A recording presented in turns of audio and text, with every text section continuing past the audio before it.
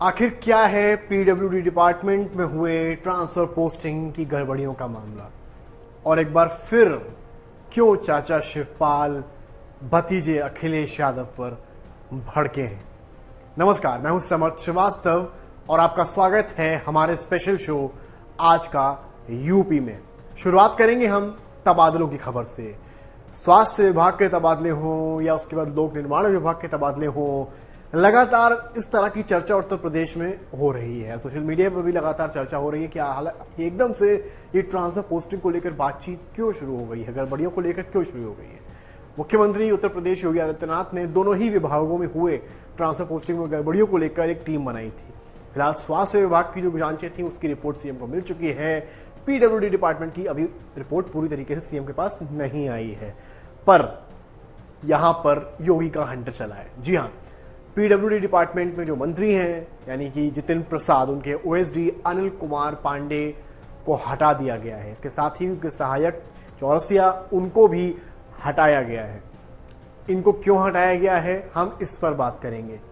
OSD है, मंत्री का पूरा काम उनके जिम्मे रहता है, पत्ता भी उनके बिना नहीं हिलता है, और आरोप यह है, जो रिपोर्ट है उसके अगर माने, कि इनका हाथ है। जो अनियमितताएं हुई हैं ट्रांसफर पोस्टिंग में, उनका अनिल कुमार पांडे का नाम उसमें निकलकर सामने आया है, जिसके बाद ये हंटर चला है। यही नहीं, पैसे की लेन देन की भी बात ट्रांसफर पोस्टिंग में आई है, तो कहीं ना कहीं ओएसडी की भ्रष्टाचार में संलिप्तता सामने आई है, जिसके बाद यूपी के सीएम द्वारा ये एक्शन लिया गया है। और केवल उनको हटाकर केंद्र ही नहीं भेजा गया, दिल्ली नहीं भेजा गया जहां से वो आए थे, बल्कि उनके खिलाफ अनुशासनिक और विजिलेंस की जांच भी बिठाई गई है। तो आप मानकर चलिए ये मैटर कितना सीरियस होता जा रहा है। और इसके साथ ही जो सहायक हैं उनको भी इस मामले में हटा दिया गया, निलंबन हो गया है उनका। हालांकि जितेंद्र प्रसाद जो मंत्री हैं पीडब्ल्यूडी के, उन्होंने इस पूरे मामले में अभी तक फिलहाल चुप्पी साधी हुई है, पर सूत्र बताते हैं कि सीएम योगी आदित्यनाथ इस मामले को लेकर बेहद सख्त हैं और पूरे डिपार्टमेंट और मंत्रालय से उन्होंने सवाल जवाब भी किए हैं कि आखिर किनके कहने पर ये ट्रांसफर पोस्टिंग्स किए गए हैं। अब सवाल ये है कि ये पूरा जो रैकेट है ये कहां से शुरू हुआ, किसने शुरू किया है। पर इतना क्लियर है कि ओएसडी जो है यानी कि अनिल कुमार पांडे, वो जितेंद्र प्रसाद के लिए नए नहीं है। ऐसा हम इसलिए कह रहे हैं कि यूपीए सरकार दिल्ली में जब मंत्री थे जितेंद्र प्रसाद, उस वक्त भी जितेंद्र प्रसाद के कार्यालय में अनिल कुमार पांडे थे। यानी कि अनिल कुमार पांडे जितेंद्र प्रसाद के पुराने साथी रहे हैं। और जब योगी 2.0 में जितेंद्र प्रसाद को पीडब्ल्यूडी मंत्रालय मिला और वो मंत्री बनाए गए, तो जितेंद्र प्रसाद ने ही कहीं ना कहीं उनके लिए बात की, और जिसके बाद Anil Kumar Pandey as an OSD Jitendra Prasad के डिपार्टमेंट में आए और शुरुआत से उनका सारा काम देख रहे हैं। हालांकि अब सवाल यह है कि क्या इस पूरे मामले की जानकारी मंत्री जितेंद्र प्रसाद को थी या नहीं थी, ये जांच का विषय है और इस पर जांच चल रही है। फिलहाल इतना एकदम क्लियर है कि ये निलंबनों की केवल शुरुआत है और वक्त बीता जाएगा, और जिस तरह से पूरी जांच जब खुलेगी आप और भी कई निलंबन पीडब्ल्यूडी डिपार्टमेंट में देख सकते हैं। हालांकि बात केवल पीडब्ल्यूडी डिपार्टमेंट की नहीं है, स्वास्थ्य विभाग में जो घोटाले हुए हैं, कहीं ना कहीं जो स्पेशली जो पैसे के लेन देन हुए हैं ट्रांसफर पोस्टिंग को लेकर, उसको लेकर भी यूपी सरकार सख्त है। ब्रजेश पाठक यूपी मुख्यमंत्री हैं, उन्होंने पहले ही लेटर लिख के सीएम योगी के संज्ञान में पूरा मामला लाया था। जो वहां एसीएस हेल्थ हैं उनसे सवाल जवाब किए थे अमित मोहन प्रसाद से, पर पूरे मामले में फिलहाल जो भी नोन लोग हैं, जो भी फेसेस हैं, वो चुप्पी साधे हुए हैं। अब देखना यह है कि जिस तरह से हंटर योगी आदित्यनाथ का पीडब्ल्यूडी डिपार्टमेंट में चला है, क्या वैसा ही कुछ हमको स्वास्थ्य विभाग में देखने को मिलता है या नहीं। आइए अब रुक करते हैं हम अपनी दूसरी खबर की ओर।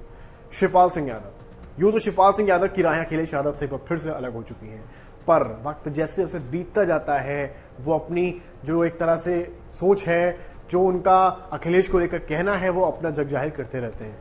यूपी तक से उन्होंने खास बातचीत करी। शिवपाल सिंह यादव ने अखिलेश को लेकर बहुत कुछ कहा, क्योंकि प्रेसिडेंट इलेक्शंस कल थे, वोटिंग हुई। उन्होंने कहा कि आजम खान के बाद सबसे सीनियर नेताओं के तौर पर शिवपाल सिंह यादव हैं, यानी भले वो अलायंस पार्टनर हो पर वो अभी भी समाजवादी पार्टी का हिस्सा खुद को मानते हैं। उन्होंने कहा कि अखिलेश ने एक बार भी उनसे डिस्कस नहीं किया कि वोट प्रेसिडेंट में किसको करना चाहिए, पार्टी को किसको सपोर्ट करना चाहिए। उन्होंने ये तक कहा कि अखिलेश ने मेरी छोड़िए नेताजी मुलायम सिंह यादव से भी एक बार एडवाइस नहीं ली कि द्रौपदी मुर्मू के साथ जाना चाहिए या यशवंत सिन्हा के साथ जाना चाहिए, क्योंकि यशवंत सिन्हा वही आदमी है जिन्होंने मुलायम सिंह यादव को एक दफा ISI एजेंट कहा था। ये जो पेपर की क्लिप थी इसको खुद शिवपाल सिंह यादव ने अपने ट्विटर पर शेयर भी किया था। उन्होंने कहा था कि एक समाजवादी की सोच कभी ये नहीं हो सकती कि जिसने मुलायम सिंह यादव जो कि पार्टी के संस्थापक रहे हैं उनकी बेइज्जती की हो और हम उन्हीं को सपोर्ट करते हो।